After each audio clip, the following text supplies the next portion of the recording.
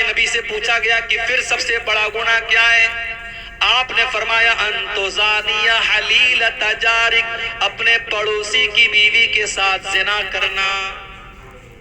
زنا کرنا تو کسی بھی عورت کے ساتھ حرام ہے، مگر پڑوسی کی بیوی کے ساتھ زنا کرنا یہ زیادہ بڑا گناہ ہے، کیونکہ پڑوسی کے اوپر بھروسہ کرتا ہے، پڑوسی کے اوپر وشواس کرتا ہے۔ اگر پڑوسی کی بیوی کے ساتھ اور پڑوسی کی بیٹی کے ساتھ اور پڑوسی کی بہن کے ساتھ کوئی غلط کام کرتا ہے تو یہ اس کے پڑوس کا اس نے حق مارا ہے، اس نے پڑوسی کے ساتھ حق تلفی کی ہے۔ پڑوسی کا بڑا حق ہے میرے بھائیوں۔ یہ زنا کو تیسرا بڑا گناہ قرار دیا گیا۔ آج زنا بھی عام ہو رہا ہے۔ آپ کے کشن گنج کے علاقے میں مسلمان لڑکیوں کو استعمال کیا جا رہا ہے، ان کو دوسروں کے بستروں تک لے کے جایا جا رہا ہے۔ ہمارے پاس یہ نیوز تک موجود ہے کہ آج مسلمان لڑکیوں کو ویشیا وردی میں ڈالا جا رہا ہے، ان کے جسم کے ساتھ کھیلا جا رہا ہے۔ یہ حالات، کتنی غریب گھروں کی لڑکیاں ہیں، آج ان کے ساتھ یہ حالات بھی کیے جا رہے ہیں میرے بھائی۔ ہمیں اس سماج کو زنا سے بچانا ہے میرے بھائی۔ لڑکی غریب گھر کی ہو، امیر غریب گھر کی ہو، لڑکا امیر گھر کا ہو، غریب گھر کا ہو، نکاح کے لائق ہو جائے تو اس کا نکاح کر دینا چاہیے، شادی کر دینی چاہیے۔ اور شادی کے راستے میں جو رکاوٹیں، ختم کرو ان کو۔ یہ صحابہ کا دور نہیں ہے، یہ تابعین کا دور نہیں ہے، یہ فتنوں کا دور ہے۔ اگر آپ نے اپنے بچوں اور بچیوں کی صحیح ٹائم پر شادی نہیں کی تو فتنے پیدا ہوں گے، اور اللہ کے نبی فرما چکے ہیں۔ آپ نے فرمایا اذا خطب الیکم ممن ترضون دینہ وخلقہ فزوجوہ، تمہارے لڑکے کے لیے، تمہاری لڑکی کے لیے جب اچھا رشتہ آ جائے، دیندار گھر کا رشتہ آ جائے تو اپنی لڑکیوں کی شادی کر دیا کرو۔ الا تفعلوا، اگر تم ایسا نہیں کرو گے، تکن فتنۃ فی الارض، تو زمین کے اندر فتنہ پھیل جائے گا، وفساد عریض، اور بہت بڑا فساد پھیل جائے گا۔ یہ انسٹاگرام کا دور ہے۔ آج آپ کی لڑکی کس سے بات کر رہی ہے، آپ کتنی نظر رکھیں گے؟ آج بہت مشکل اپنی لڑکیوں کے اوپر واچ کرنا اور نظر رکھنا۔ آج آپ کے لڑکے کس سے چیٹنگ کر رہے ہیں، آج آپ نظر نہیں رکھ پائیں گے۔ ان کو ان فتنوں سے بچانا ہے، وہ شادی کے قابل ہو جائیں، جلدی سے ان کی شادی کر دو میرے بھائی۔ اس دور کے بہت بڑے فتنوں میں سے شرمگاہ کا فتنہ ہے، اسی لیے اللہ کے نبی فرماتے ہیں من یضمن لی ما بین لحییہ وما بین رجلیہ اضمن لہ الجنہ، جو مجھے زبان کی گارنٹی دے دے اور شرمگاہ کی گارنٹی دے دے، میں اسے جنت کی گارنٹی دیتا ہوں۔ تو زنا سے بچانا ہے اپنے آپ۔ اور عورت کو جو پردے کا حکم دیا گیا اور محرم غیر محرم کا جو فرق بیان کیا گیا اور مرد کو جو حکم دیا گیا وہ اپنی نگاہوں کو نیچی کر کے رکھے، یہ ساری چیزیں اسی لیے ہیں تاکہ سماج سے زناکاری اور بدکاری کو روکا جائے۔ اور آگے بڑھیے، کبیرہ گناہوں میں سے ایک اور بہت بڑا گناہ، اللہ کے نبی فرماتے ہیں اجتنبوا السبع الموبقات، 7 ہلاک کر دینے والے گناہوں سے بچو، 7 ہلاک کر دینے والے گناہوں سے بچو۔ نمبر 1 الاشراک، الشرک باللہ، اللہ کے ساتھ شرک کرنا۔ نمبر 2 والسحر، جادو کرنا، جادو کرنا، کسی کے اوپر جادو کرنا، آج یہ بھی ہو رہا ہے۔ بھائی بھائی میں دشمنی ہے، بھائی بھائی کے اوپر جادو کروا رہا ہے۔ ساس بہو میں جھگڑا ہو گیا، ساس اپنی بہو کے اوپر، اپنے بیٹے کے اوپر جادو کروا رہی ہے کہ تاکہ بہو اور بیٹے میں تعلق خراب ہو جائے۔ یہ حالات ہے میرے بھائی۔ بنگال میں اور آپ کے بہار میں آج کتنے کیس آتے ہیں کہ صاحب گھروں میں سکون نہیں ہے، جادو کیا جا رہا ہے اور لوگوں کو پریشان کیا جا رہا ہے۔ جادو کرنا بھی حرام ہے، جادو کروانا بھی حرام ہے، اور جادوگر کی بات کی تصدیق کرنا بھی حرام ہے۔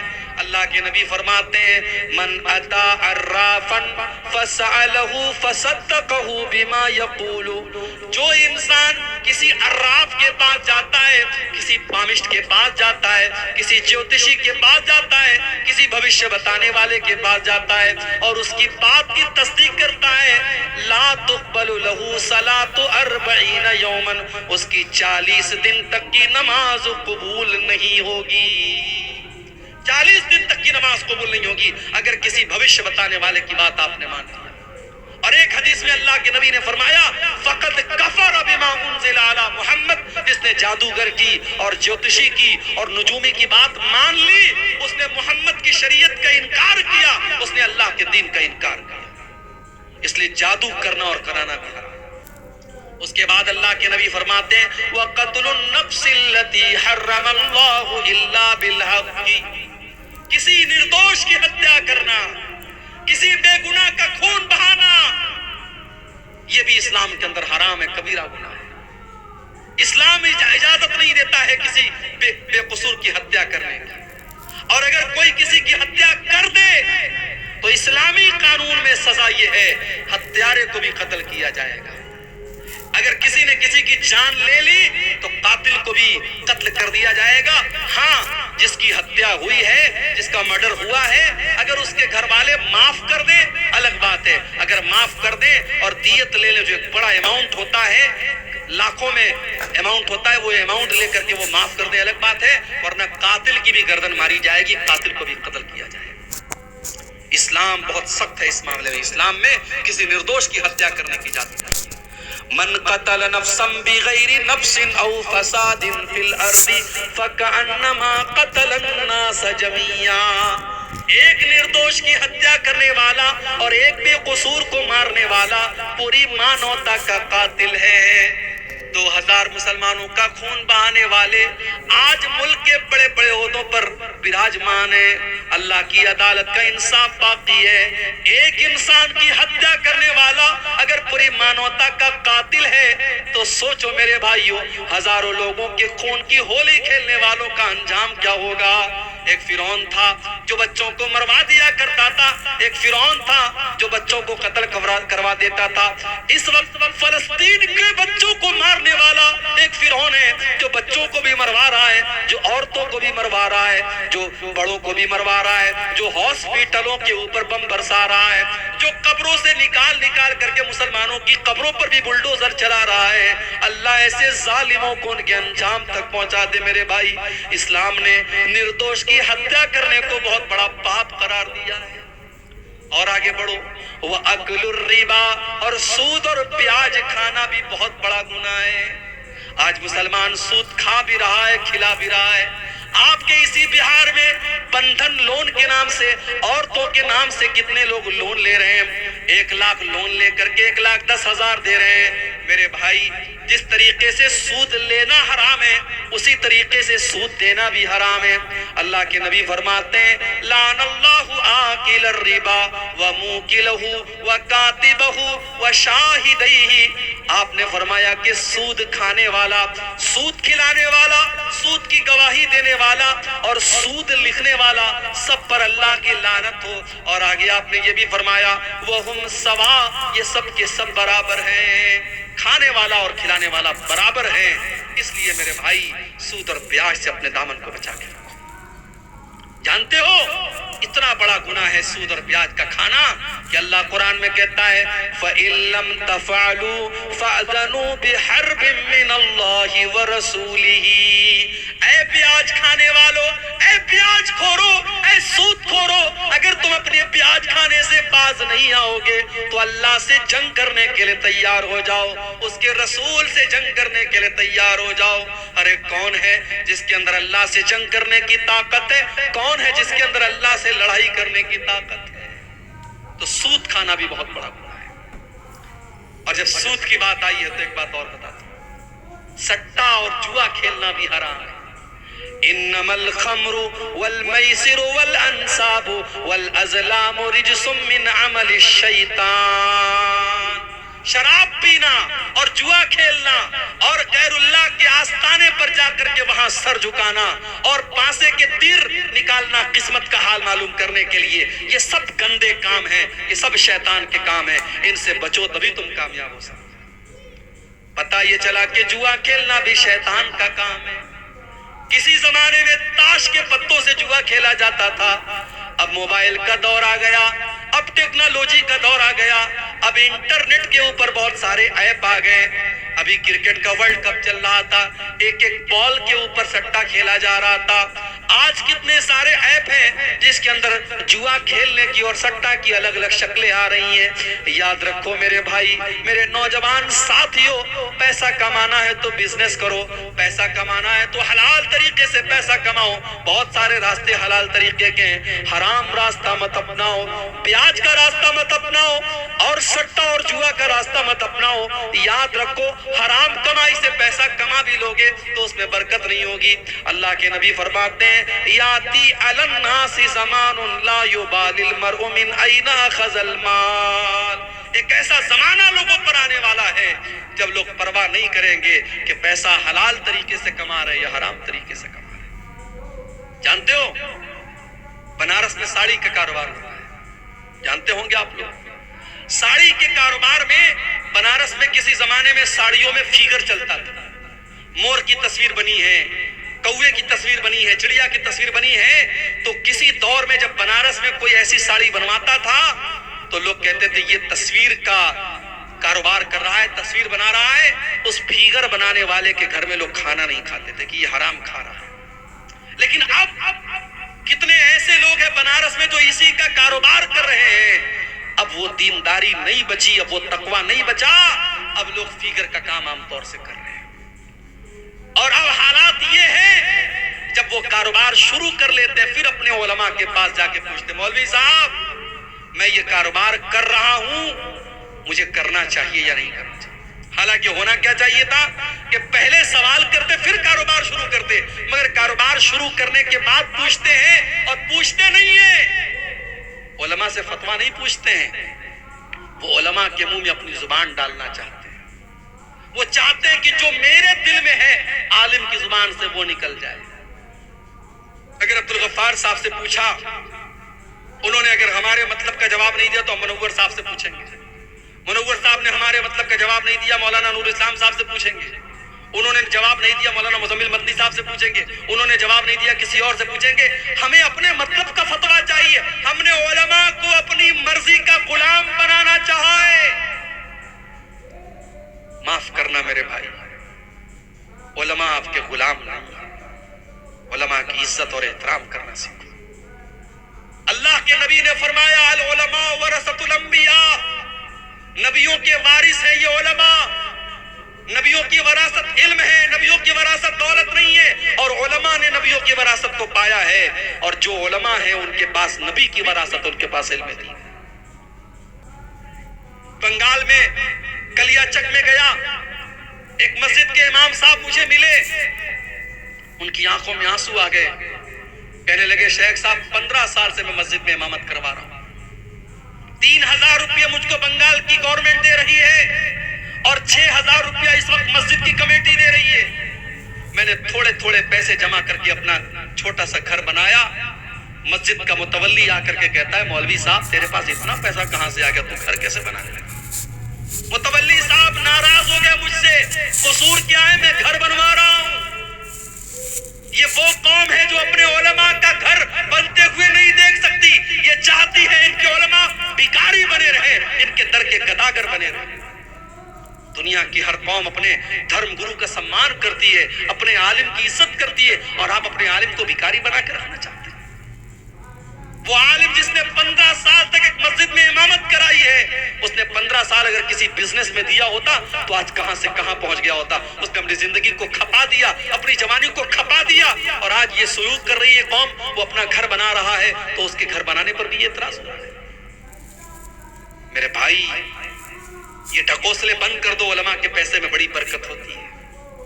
تمہارے گھر کا کام 5000 میں نہیں چل سکتا، عالم کے گھر کا کام 5000 میں کیسے چلے گا؟ 5000 میں آج علماء کو تنخواہیں دے کر کے لوگ مسجدوں میں امامت کروا رہے ہیں، مدرسوں میں پڑھوا رہے ہیں۔ اور اتنا ہی نہیں، امام صاحب کے لیے مسجد میں چھوٹی سی کوٹری بنائی گئی۔ امام صاحب کی کوٹری اتنی چھوٹی سی رکھی جاتی ہے کہ امام صاحب پیر پھیلا کے سوئیں تو سر الگ دیوار میں لڑے، پیر الگ دیوار میں لڑے، اتنی بڑی بس کوٹری ہونی چاہیے۔ کیا مجال ہے کہ امام صاحب اپنی فیملی کے ساتھ رہ سکے؟ امام صاحب 6 مہینے میں چھٹی لے کے تب جائیں گے فیملی سے ملنے کے لیے۔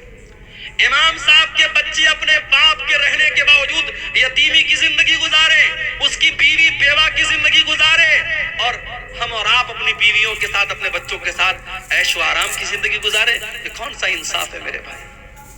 اگر آپ کو اپنی فیملی کے ساتھ رہنے کا ادھیکار ہے، اگر آپ کو اپنے بیوی بچوں کے ساتھ رہنے کا ادھیکار ہے، تو اس عالم دین کو بھی اپنے بیوی بچوں کے ساتھ رہنے کا ادھیکار ہے. اس کے بچوں کو جیتے جی یتیم کیوں بناتے ہو؟ اس کی بیوی کو جیتے جی بیوہ کیوں بناتے ہو؟ اگر اپنی مسجدوں میں اپنے اماموں کے کمرے بناتے ہو تو کان کھول کر کے سن لو. اگر ذرہ برابر اپنے عالم کی عزت کرتے ہو تو اس عالم کے لیے ایک فیملی کوارٹر کا بھی انتظام. اور ایک بات اور کہہ دوں، علماء فرشتے نہیں ہیں. یہ علماء آپ کے بیچ کے انسان ہی ہیں. جو تقاضے آپ کے ساتھ ہیں ان کے ساتھ ہیں، جو کمزوریاں آپ کے ساتھ ہیں ان کے ساتھ ہیں. اگر آپ گناہ اور غلطی کے کام کرتے ہیں اور کر سکتے ہیں، علماء سے بھی سرزد ہو سکتا ہے، ان کو فرشتہ مت سمجھنا. لیکن اگر علماء سے غلطی ہو جائے تو ان کی اصلاح کی کوشش کرو. تمہیں نظر آ گیا فلاں عالم نے کوئی غلط کام کر دیا، اکیلے میں لے جا کے سمجھا تو مولوی صاحب سماج پر بڑا غلط اثر پڑے گا. ہمارے یہاں تو صاحب بال کی کھال نکالی جاتی ہے. امام صاحب نے اگر سجدہ تھوڑا لمبا کر دیا، عشاء کی نماز تھوڑی لمبی پڑھا دی، ہم چائے کی دکانوں پہ بیٹھ کے اور پان کی دکانوں پہ بیٹھ کے تبصرہ کرتے ہیں، صاحب مولوی صاحب نے نماز بڑی لمبی پڑھا دی. تمہارے باپ کا نوکر ہے وہ، تم سے پوچھ کے نماز پڑھائے گا. عزت نہیں ہے آپ کی نظر میں علماء کی. ذرا سی کوئی بات ہو یا پھٹ سے کہتے ہم اس امام کے پیچھے نماز نہیں پڑھیں گے. تیرے نماز نہ پڑھنے سے کیا اس امام کی امامت خطرے میں پڑ جائے گی؟ فتنے نہ پیدا کرو میرے بھائی. اپنے علماء کی عزت کرو، ان کی غیبت نہ کیا کرو، ان کی برائی نہ کیا کرو. علامہ ابن عساکر نے لکھا ہے لحوم العلماء مسمومہ، علماء کے گوشت زہریلے ہوتے ہیں. کیا مطلب؟ جب ہم کسی کی غیبت کرتے ہیں، شریعت کہتی ہے ہم اس اپنے مرے ہوئے بھائی کا گوشت کھاتے ہیں. جب ہم کسی کی غیبت کرتے ہیں گویا ہم اس کا گوشت کھا رہے ہیں. جب ہم علماء کی غیبت کرتے ہیں تو سمجھو ہم زہریلا گوشت کھا رہے ہیں، یعنی اس کا گناہ اور زیادہ پڑے گا، کیونکہ آپ ایک عالم کی غیبت کر رہے ہیں. اپنی زبان کی حفاظت کرو میرے بھائی. علماء کا مقام دو، علماء کی قدر کرو. کبیرہ گناہوں میں سے گناہ یہ بھی ہے میرے بھائیو، سود کھانا اور بیاج کھانا. وَأَكْلُ مَالِ الْيَتِيمِ، اور یتیم کا مال کھانا. یتیم کا مال جس طریقے سے بھی کھایا جا رہا ہے، یتیم کا مال کھانے والے کان کھول کر کے سن لیں. إِنَّ الَّذِينَ يَأْكُلُونَ أَمْوَالَ الْيَتَامَى ظُلْمًا إِنَّمَا يَأْكُلُونَ فِي بُطُونِهِمْ نَارًا. جو لوگ یتیم کا مال کھا رہے ہیں وہ اپنے پیٹ میں جہنم کی آگ بھر رہے ہیں. یتیم بیچارہ بے سہارا ہوتا ہے. یتیم ہو سکے تو یتیم کی مدد کر دو، ہو سکے تو یتیم کو سہارا دے دو. یتیم کا مال ہڑپنے کی کوشش کرو. بھائی کا انتقال ہو گیا، بھتیجے یتیم ہیں. جس چچا کو قرآن کی آیت کبھی نہیں یاد آئی، شریعت کبھی یاد نہیں آئی، بھائی مر گیا، شریعت یاد آ گئی. بھتیجے سے بولا بے تیرے باپ کا انتقال ہو گیا، اب دادا کی پراپرٹی میں تیرا کوئی حصہ نہیں بنتا. چچا لوگ آپس میں بانٹ لیتے ہیں. وہ یہ نہیں سوچتے کہ اگر ہمارا بھائی زندہ ہوتا تو آج ان یتیم بچوں کا حق مرتے ہوئے نہیں دیکھ سکتا تھا. اگر آج بھائی مر گیا ہے اور شریعت کا اگر یہ قانون ہے کہ بھائیوں کے رہتے ہوئے بھتیجے حصے دار نہیں بنتے، تو ایسے موقع پر چچا لوگوں کی انسانیت کہاں چلی جاتی ہے میرے بھائی؟ اگر اس چچا کے اندر ذرہ برابر انسانیت ہے، وہ اپنے باپ سے جا کے کہے ٹھیک ہے شریعت میں حق نہیں بنتا ہے، مگر جتنا حق ہمیں مل رہا ہے اتنا ہی ہمارے ان بھتیجوں کو بھی آپ دیجئے، تاکہ ان کے ساتھ ناانصافی. اور دادا کو بھی چاہیے، دادا کو اللہ تعالیٰ نے یہ آپشن دیا ہے، وہ اپنی پراپرٹی کا 1/3 حصہ اپنے ان یتیم پوتوں کے حق میں وصیت کر سکتا ہے. وہ کر کے جائے تاکہ ان یتیموں کا حق نہ مارا جائے. میرے بھائی کسی یتیم کا کبھی حق مت مارنا. کسی کی زمین پر ناجائز قبضہ کر لینا بھی کبیرہ گناہ ہے. اللہ کے نبی فرماتے ہیں من ظلم شبرا من الارض، جس نے ایک بالشت زمین کسی کی ہڑپ لی. ایک بالشت سمجھتے ہیں یہ ہاتھ کے پنجے کا جو ناپ ہوتا ہے اس کو ایک بالشت بولتے ہیں. ایک بالشت یعنی ایک بالشت کتنا ہوتا ہے؟ میرے خیال سے آدھا فٹ بھی نہیں ہوتا ہے. آدھا فٹ بھی اگر کسی کی زمین آپ نے ناجائز ہڑپ لی، اللہ کے نبی فرماتے ہیں تو یسبقہ من سبع ارضین یوم القیامہ، 7 زمینوں کا طوق اس کی گردن میں ڈالا جائے گا۔ یا بھائی بہن کا پورا حصہ ڈکار لیتا ہے، بہن کو ماں کا زیور تو ملتا ہے مگر باپ کی زمین اور جائیداد میں سے بھائی لوگ کہتے نہیں صاحب تمہارا نہیں بنتا، تم کو نہیں دیں گے۔ اگر بہن مانگ لے تو بھائی ناراض ہو جاتے ہیں، کہتے ہیں اگر تجھے ہم حصہ دیں گے ہم ساری زندگی تجھ سے بات نہیں کریں گے۔ بہنوں کو ان کا حصہ نہیں دیا جاتا۔ ہم آج کہتے ہیں نا کہ عدالت میں مسلم پرسنل لا کو ختم کرنے کی بات ہو رہی ہے اور کامن سول کوڈ کی بات ہو رہی ہے، پہلے مسلم پرسنل لا پر ہم خود تو عمل کریں۔ مسلم پرسنل لا یہ کہتا ہے کہ باپ اگر مر گیا ہے اور 1 لاکھ روپیہ چھوڑ کے گیا ہے اور 2 بہنیں اور 1 بھائی کو چھوڑ کے گیا ہے تو 50,000 ایک بھائی کو ملے گا اور 25,000 دونوں بہن کو ملے گا۔ لیکن یہاں تو پورا 1 لاکھ بھائی ڈکار جاتا، بہن کو 1 پیسہ نہیں دیتا ہے۔ یاد رکھو میرے بھائی، اگر آپ نے کسی کی وراثت ہڑپ لی، وَتَأْكُلُونَ التُّرَاثَ أَكْلًا لَمًّا وَتُحِبُّونَ الْمَالَ حُبًّا جَمًّا، تم لوگوں کی وراثت سمیٹ سمیٹ کے کھا جاتے ہو اور مال سے بہت محبت کرتے ہو۔ کلا، کر لو، ایسا کرنے والے کر لو، ایک دن ایسا آئے گا اللہ کی بارگاہ میں تم کو انصاف دینا پڑے گا، تم کو حساب دینا پڑے گا۔ کبیرہ گناہوں میں گناہ اور ہے میرے بھائی، قذف المحصنات الغافلات المؤمنات، کسی پاک دامن عورت کے اوپر جھوٹی تہمت لگانا۔ زنا کرنا بہت بڑا پاپ ہے اور کسی پاک دامن عورت کے اوپر یا مرد کے اوپر زنا کی تہمت لگانا بھی بہت بڑا پاپ ہے۔ اگر کسی کے اوپر آپ نے جھوٹی تہمت لگائی ہے اور اس تہمت کو ثابت نہیں کر پائے تو شریعت کیا کہتی ہے؟ ان الذین یرمون المحصنات ثم لم یاتوا باربعۃ شہداء فاجلدوہم 80 جلدہ۔ اگر کسی بے گناہ عورت پر تم نے زنا کی تہمت لگائی ہے اور 4 گواہ نہیں ہے تمہارے پاس تو الزام لگانے والے کو 80 کوڑے مارے جائیں گے۔ اور آگے کیا فرمایا؟ وَلَا تَقْبَلُوا لَهُمْ شَهَادَةً أَبَدًا، اس کی گواہی کبھی قبول نہیں کی جائے گی۔ تو یہ بھی بہت بڑا گناہ ہے کسی پاک دامن عورت پر جھوٹا الزام لگانا۔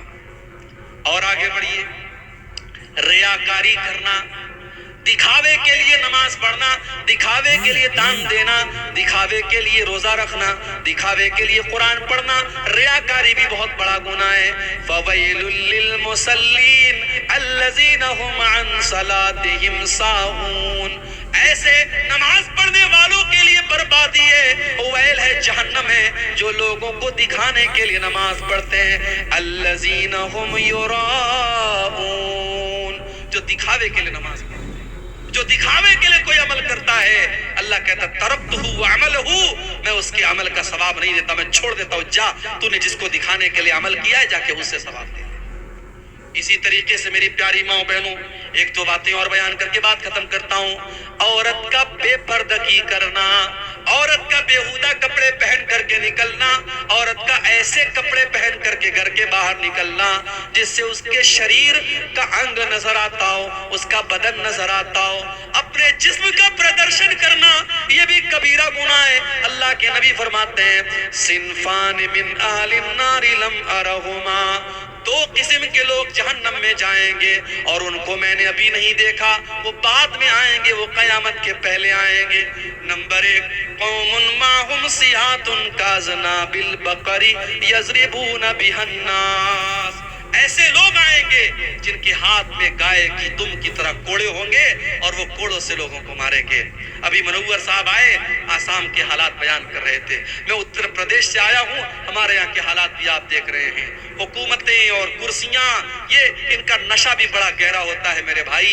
مگر راحت اندوری کا بڑا مشہور شعر ہے، جو صاحب مسند ہے کل نہیں ہوں گے، جو صاحب مسند ہیں کل نہیں ہوں گے، کرایہ دار ہیں، ذاتی مکان تھوڑی ہے، یہ کرسیاں، یہ عہدے، وَتُعِزُّ مَن تَشَاءُ وَتُذِلُّ مَن تَشَاءُ وَتُؤْتِي الْمُلْكَ مَن تَشَاءُ وَتَنزِعُ الْمُلْكَ مِمَّن تَشَاءُ۔ اللہ جب چاہتا ہے جس کو چاہتا ہے حکومت دیتا ہے اور جس سے چاہتا حکومت چھین لیتا ہے۔ اللہ کا قانون یہی رہا ہے، زمین پر ظالم کو اللہ تعالیٰ نے پھلنے پھولنے نہیں دیا ہے۔ اللہ نے کفر کی حکومت کو چلنے دیا ہے، شرک کی حکومت کو چلنے دیا ہے، مگر ظلم کی حکومت کو چلنے نہیں دیا ہے۔ میرے بھائیوں، اللہ کے نبی فرماتے ہیں ایسے لوگ آئیں گے جن کے ہاتھ میں کوڑے ہوں گے اور وہ لوگوں کو اس سے ماریں گے، ظلم کریں گے، اپنے پاور کا غلط استعمال کریں گے۔ وَنِسَاءٌ كَاسِيَاتٌ عَارِيَاتٌ مُمِيلَاتٌ مَائِلَاتٌ، اور ایسی عورتیں بھی جہنم میں جائیں گی جو کپڑا پہننے کے باوجود ننگی ہوں گی۔ ایک لفظ میں اللہ کے نبی نے سارے فیشن کو بیان کر دیا۔ آج مسلمان باپ ہے، چہرے پر داڑھی ہے اور ماتھے پر سجدے کا نشان ہے، اور جوان بیٹی کو لے کر کے شادی میں جا رہا ہے، اور بیٹی نے ساڑی پہنی ہے، اور ساڑی ایسی پہنی ہے کہ اس کی پیٹھ بھی نظر آ رہی ہے، اس کی آستین بھی نظر آ رہی ہے، اس کا پیٹ بھی نظر آ رہا ہے، اس کے شریر کا انگ نظر آ رہا ہے، اس کا پورا بدن نظر آ رہا ہے، اپنے پورے حسن کی وہ نمائش کر کے جا رہی ہے۔ جو قرآن یہ کہتا ہے وَلَا يُبْدِينَ زِينَتَهُنَّ، اے مسلمان عورت اپنی زینت کو تو ظاہر نہیں کر سکتی ہے کسی غیر مرد کے سامنے۔ قرآن تو یہاں تک کہتا ہے وَلْيَضْرِبْنَ بِخُمُرِهِنَّ عَلَى جُيُوبِهِنَّ، عورت گھر میں باپ کے سامنے، بھائی کے سامنے، بیٹے کے سامنے، سسر کے سامنے، جو اس کے محرم رشتہ دار ہیں جس سے وہ شادی نہیں کر سکتی ہے، اس رشتہ دار کے سامنے بھی عورت جب جائے تو اپنے دوپٹے کو ہمیشہ اپنے گریبان پر رکھے، اپنے دوپٹے کا خیال رکھے، دوپٹہ جہاں تہاں پھینک کر کے نہ چلی جائے، اس کا دوپٹہ اس کے سینے پر ہونا چاہیے۔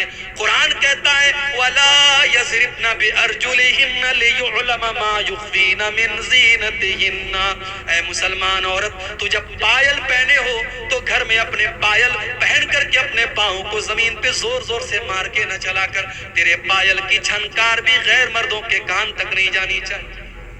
جو اسلام اتنا سخت ہے وہ اس بات کی اجازت کیسے دے سکتا ہے کہ کشن گنج کی لڑکی، پورنیا کی لڑکی، ارریا کی لڑکی انسٹاگرام پر آئی ڈی بنائے اور اپنے فوٹوز ڈالے، اپنے نئے نئے کپڑوں کا، اپنے گہنوں کا پرچار کرے، شادی میں تیار ہو کے جائے، اس کو اپنے اسٹیٹس پہ لگائے اور اپنے فوٹوز ڈال کر کے دنیا میں اپنے حسن کی نمائش کرے۔ اللہ کے نبی فرماتے ہیں کپڑا پہن کر کے بھی ایسی عورتیں ننگی ہوں گی، ان کا شریر نظر آئے گا، کپڑا ایسا ہوگا۔ اور ممیلات مائلات، وہ غیر مردوں کو اپنی طرف آکرشت کرنے والی ہوگی، اور جب وہ چلے گی تو ان کی چال بھی بے حیا عورتوں کی طرح ہوگی۔ عورت کی چال بتا دیتی ہے کہ یہ حیا والی عورت ہے، یہ شرمیلی عورت ہے، اور اس کی چال بتا دیتی ہے یہ بے حیا عورت ہے۔ اللہ کے نبی فرماتے ہیں ان کی چال بھی بے حیا اور فاحشہ عورتوں کی طرح ہوگی۔ اور آگے آپ نے فرمایا رؤوسہن کأسنمۃ البخت المائلہ، ان کا ہیئر اسٹائل، اس کے بالوں کا اسٹائل کیسا ہوگا جیسے اونٹ کا کوہان ہوتا ہے، اس کے بال کا جوڑا ایسا بنا ہوگا۔ آج کل تو فیشن کے نام پہ کیا کیا ہو رہا ہے، بیوٹی پارلر میں کالی کلوٹی عورت جاتی ہے اور اندر سے بالکل بالی ووڈ کی ہیروئن بن کے نکلتی ہے، وہ آئی برو کو سیٹ کروا رہی ہے، اپنے ہونٹوں میں انجیکشن دے کر کے ہونٹوں کو موٹا کر رہی ہے، اور اتنا میک اپ ہو رہا ہے کہ اللہ کی پناہ ہے۔ یاد رکھو میری بہنوں، یاد رکھو میری ماؤں، میک اپ کے نام پر کوئی ایسا کام کرنا جو اللہ کی فطرت کو بدل دے، جو اللہ کی تخلیق کو بدل دے، حرام ہے۔ جو نیچرل بیوٹی ہے، جو اللہ نے خوبصورتی دی ہے، اس کو اپنے لیے کافی سمجھو۔ ایسی عورتیں جو اپنے ہیئر اسٹائل کو اونٹ کے کوہان کی طرح بنائیں گی، اللہ کے نبی فرماتے ہیں لا يدخلن الجنہ، ایسی عورتیں جنت میں نہیں جائیں گی، ولا یجدن ریحہا، اور جنت کی خوشبو بھی یہ نہیں پا سکتی۔ اسی طریقے سے کبیرہ گناہوں میں سے گناہ یہ بھی ہے کہ انسان اپنے باپ کو برا بھلا کہے۔ صحابہ نے کہا اللہ کے نبی اپنے باپ کو کون برا بھلا کہتا ہے؟ کہا جب تم کسی کے باپ کو برا بھلا کہتے ہو، کسی کو ماں کی گالی دیتے ہو، کسی کے باپ کو برا بھلا کہتے ہو، اور جواب میں وہ تمہاری ماں کو اور تمہارے باپ کو برا بھلا کہتا ہے، تو انڈائریکٹ تم اپنی ماں کو اور اپنے باپ کو برا بھلا کہہ رہے ہو۔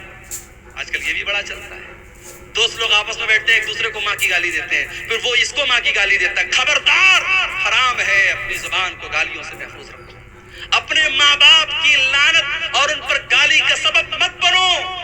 اور یاد رکھو والدین کو ستانا اور والدین کو دکھ دینا، والدین کو تکلیف دینا، یہ بھی بہت بڑا گناہ ہے۔ حقوق الوالدین، والدین کو ستانا اور تکلیف دینا یہ بھی بہت بڑا گناہ ہے۔ قرآن کہتا ہے وَقَضَىٰ رَبُّكَ أَلَّا تَعْبُدُوا إِلَّا إِيَّاهُ وَبِالْوَالِدَيْنِ إِحْسَانًا۔ اپنے ماں باپ کے ساتھ اچھا سلوک کرو۔ اِمَّا يَبْلُغَنَّ عِندَكَ الْكِبَرَ أَحَدُهُمَا أَوْ كِلَاهُمَا فَلَا تَقُل لَّهُمَا أُفٍّ وَلَا تَنْهَرْهُمَا وَقُل لَّهُمَا قَوْلًا كَرِيمًا۔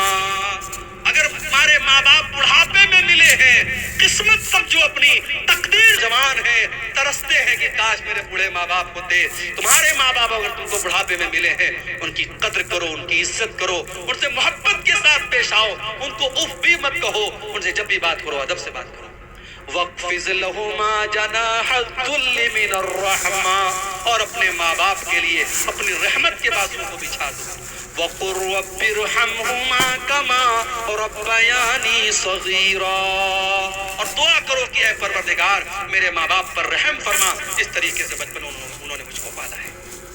تو والدین کو تکلیف پہنچانا یہ بھی کبیرہ گناہوں میں شامل ہے۔ اسی طریقے سے وَشَہَادَةُ الزُّورِ، جھوٹی گواہی دینا، جھوٹ بولنا اور جھوٹی گواہی دینا یہ بھی بہت بڑا گناہ ہے۔